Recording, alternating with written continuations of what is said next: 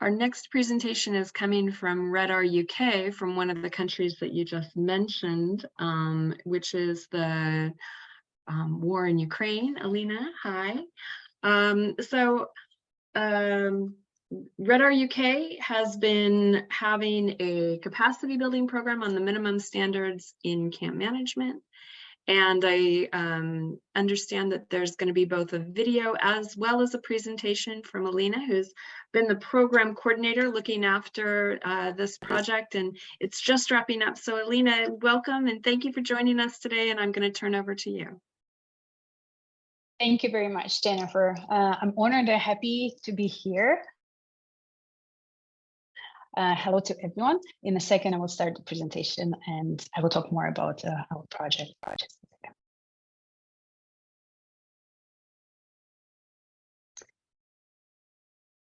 Hi, everyone. As Jennifer mentioned, my name is Alina. I'm program coordinator at RedR UK, and I will be sharing today about our experience in response to Ukraine humanitarian crisis. Let me know if you see presentation well. Hopefully. We see it in presentation mode. I'm not sure if that's the way that you wanted to present it, but it's in presentation. There you go. Yep. Yeah, I saw that there could be a little delay. Let's start. I will talk briefly about who we are, because I'm not sure if everyone knows about RedR much. So RedR UK is an international learning and development provider. We have over 40 years experience developing capacity and supporting aid workers, organizations, and communities all over the world to prepare for and respond effectively to different crises within humanitarian development and peace building context. We train thousands of aid workers each year, and we are delivering world-class in-person and distance learning programs, again, across the whole globe in different languages, in English, Arabic, French, Spanish, Portuguese, Russian, and more recently, Ukrainian, Polish, and Romanian. We have a global network of 1,800 members because we're a membership organization, and we maintain a large pool of qualified trainers and experts based in countries across the globe. Our trainers are vetted vigorously against the core humanitarian competency framework and RedR's humanitarian training competency framework, our own one, which not only informs our own practice, but also provides a tool to improve the standards of capacity building in the whole sector. We also an HP Pass accredited organization. That means that we have demonstrated every year through an independent quality review that our learning and assessment procedures meet the HP Pass quality standards. That's who we are. In terms of Ukraine humanitarian crisis response, as we all know, the humanitarian situation in Ukraine deteriorated drastically and rapidly early 2022 after Russia's invasion dramatically escalated 8 years of conflict into a full-scale war. Throughout the year, intense hostilities caused widespread destruction, killed and injured thousands, forced millions from their homes, destroyed jobs and livelihoods. That's been a great disaster for the people of Ukraine. And the number of people in need of humanitarian aid and protection increased from approximately 3 million people at the start of the year to almost 18 million a few months later in 2022. The situation was described as the largest and fastest movement of people in Europe since World War II. It's been 18 months since the full-scale war in the territory of Ukraine, and humanitarian crisis is still ongoing. The crisis mobilized international solidarity, as we all see and we're all part of, but the burden of basically all response has fallen out on local groups and civilian volunteers who have been at the center of the humanitarian response. They were providing food, shelter, and other support to the affected population.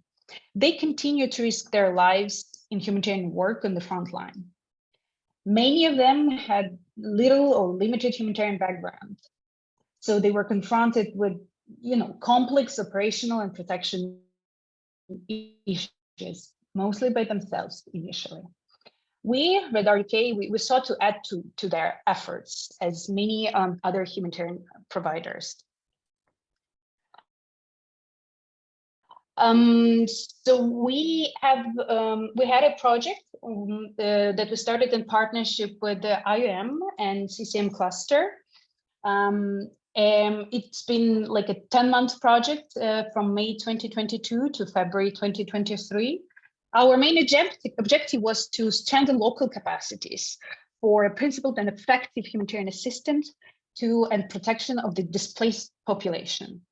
We targeted people working directly at the collective centers, including site managers, staff, and volunteers working there at that time.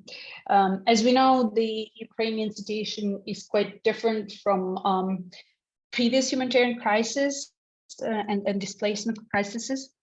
So we don't have camps per se in classic meaning, but we had a lot of collective sites and displacement sites where people were supporting each other and where organizations were provided needed help.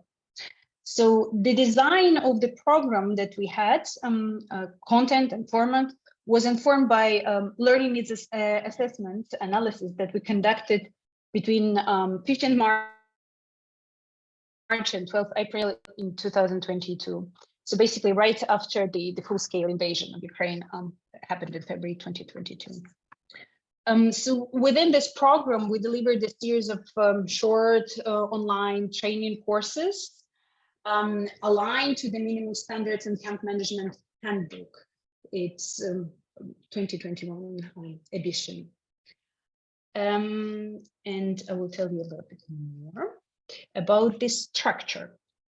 So you see the graph. This is the structure of the training program that we designed in close collaboration with the Global CCCM Working Group, with international experts and with local experts on the ground in Ukraine.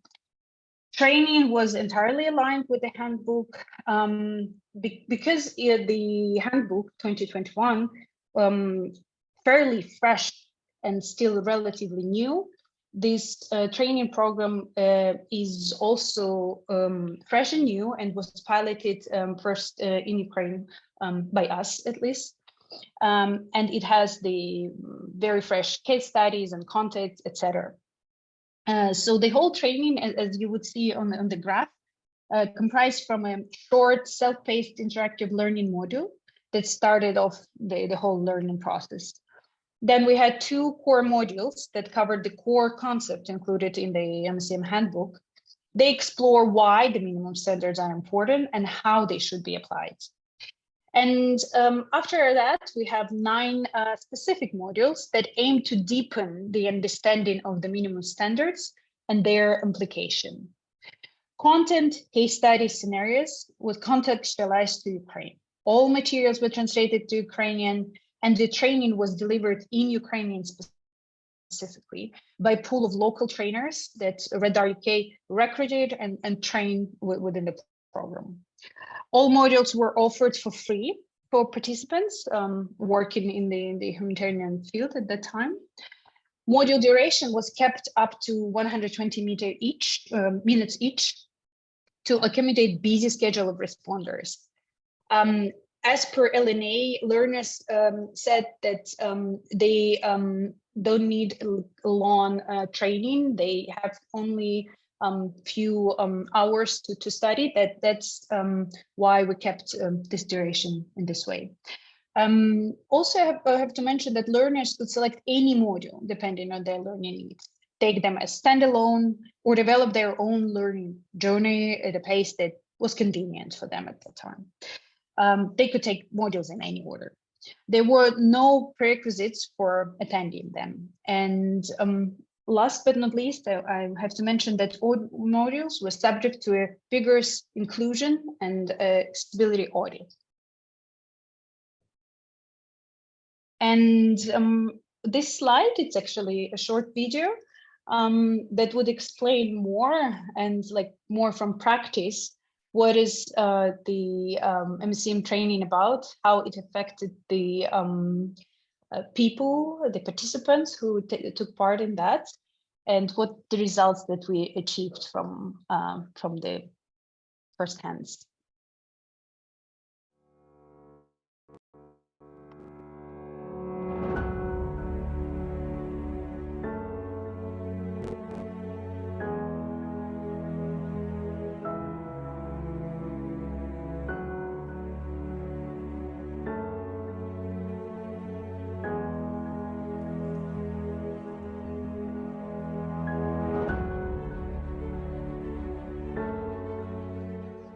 Вторгнення, 2 місяці була в окупації. Після цього ми виїхали з колегами на своєму авто і переїхали в Івано-Франківськ. Складним для мене було те, що я переїхала повністю нове для мене місто і довелося все починати з нуля.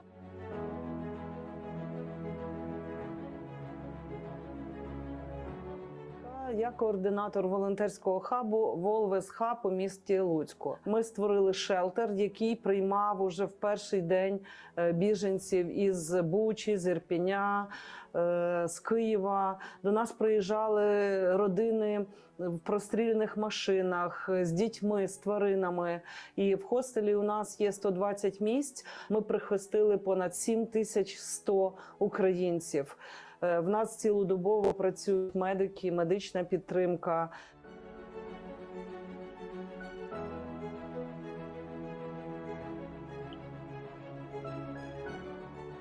Ми приїхали в Луцьк випадково. Ми виїхали з окупованої території, прожили в окупації 5 місяців і потім вирішили виїхати. З чоловіком і маленькою донечкою. Мені 36 років, чоловіку моєму 39 років, донечки 3,5 рочки.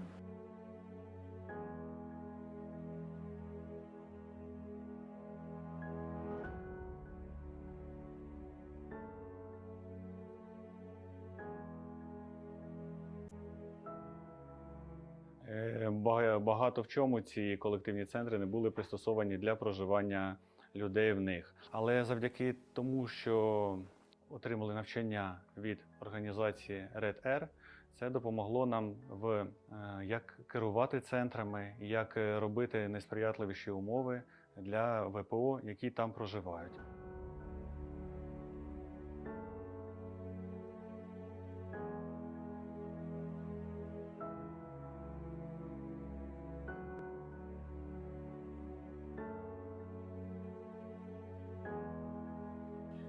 Працювала, так як я в навчальному закладі Вище професійне училище номер 7, займалася публічними закупівлями на той момент, але коли розпочалася війна, то наш гуртожиток, який є на базі навчального закладу, став колективним центром для внутрішньо переміщених осіб. Ні, я не була переміщена під час війни. Насправді все було складним, тому що ми не працювали з особами, які постраждали під час війни. Ми не були готові ні морально, ні фізично, ні психологічно спочатку.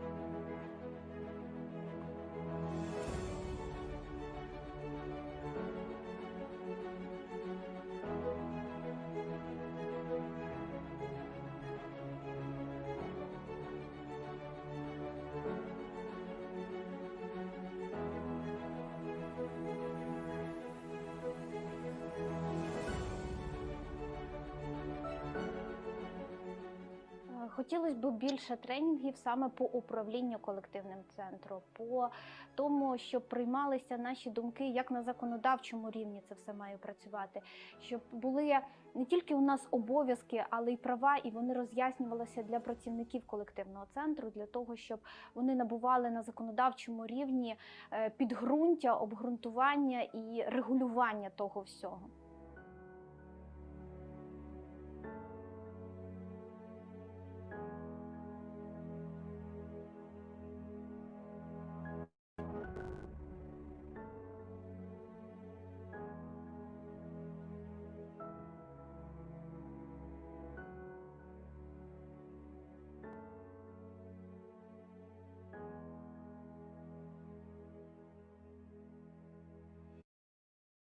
Thank you for watching the video. I hope it showed you the core, the essence of the training. And quickly, just to wrap up the information about the results of the training, I have to say that we delivered in total 133 online training sessions, and we trained 1,538 people. Profile of participants is that more than 88% of participants said Ukraine were their home country, so they're from Ukraine. How we selected and onboarded the participants, we done that initially on a first come, first served basis in the phase 1 in June-September 2022. And then through targeted recruitment in partnership with in-country-based actors on pre-agreed criteria. We did the phase 2 in October and November 2022. You can see on the screen some testimonies that we have received. In general, I have to say that RedR UK used training evaluation forms to collect quantitative and qualitative feedback from participants immediately following each training session. And 96.1% of people rated improvement in knowledge and skills as excellent or good. Two main points that I wanted to highlight is the strengths and lessons learned from the project that would probably would be most interesting for all of you globally. I have to highlight that we believe that our important achievements were the following: that given the scale of the displacement crisis, there was definitely a degree of urgency aligned to the rollout of this project, and the speed with which the training modules were designed, piloted, and delivered, while at the same time ensuring strong adherence to learning standards, was acknowledged not only by participants, but by also independent impact evaluation team. And it was important achievement of our RedR team. The modules and all the materials were shared with the global CCCM working group, and each module went through the review by subject matter experts before piloted and further refined. Concerned efforts were made to ensure content was contextualized to Ukraine. None of the case studies or scenarios were repurposed. All were pulled out from Ukraine and were updated over the course of the project a couple of times. We believe that format was adapted to the context at the time. As per LNA in April 2022, we saw that the online short training sessions were the preference. So that's why we designed our training modules and session in this way. But obviously, it required good internet connectivity and power supply, which was increasingly became a challenge from late October 2022 onwards, when the Russian army started to target Ukrainian energy infrastructure. It should be noted that RedR training was one of the online training modules offered by RedR, because we offered other trainings ranging from humanitarian program cycle management training to PCA, to gender-based violence, etc. And the last I wanted to highlight that according to the independent impact evaluation results, RedR's commitment to localization and contextualization of the training were another noteworthy achievements. The recruitment, coaching, and mentoring of a team of local trainers. By February 2023, we have 24 local trainers to deliver training in Ukrainian, along with the contextualized and translated materials, set the program apart from other online training that were delivered in Ukraine. Having a team of experienced local trainers significantly helped us to deepen the contextualization of the course content and delivery. Those local trainers were also signed out for praise for their deft handling of training delivery under the challenging circumstances during power outages and silent war and other horrible consequences of the war. In terms of the challenges, I have to mention that the most difficult challenge confronting the project in a context when response is government-led and where the RedR does not have in-country presence, yet at least, has been how to involve grassroots people and organization working directly and on a daily basis at collective centers and involve them to the sessions. Based on the records, the majority of learners attended modules were international, national organizations and UN. Through the evaluation findings, the team suggested that those particular participants, they're still an important group to have benefit from the training, because those organizations recruited new national staff in those teams.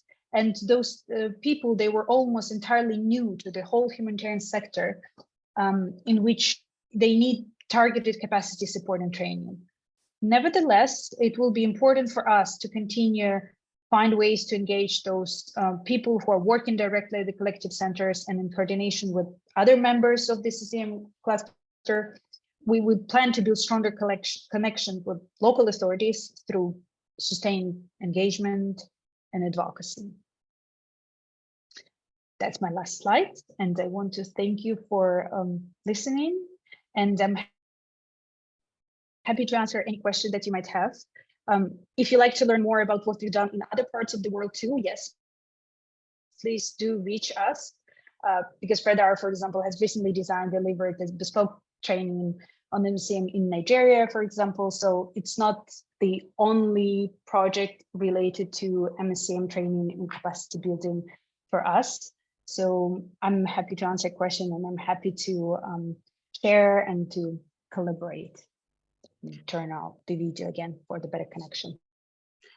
Thank you, Alina, so much. And do write your contacts in the chat as well. And I'm so glad you played the video, because it really gave those people who haven't had a chance to be in Ukraine a sense of the difficulties that many people are still facing there. So thank you for your training program and for reaching so many people and for your presentation this morning.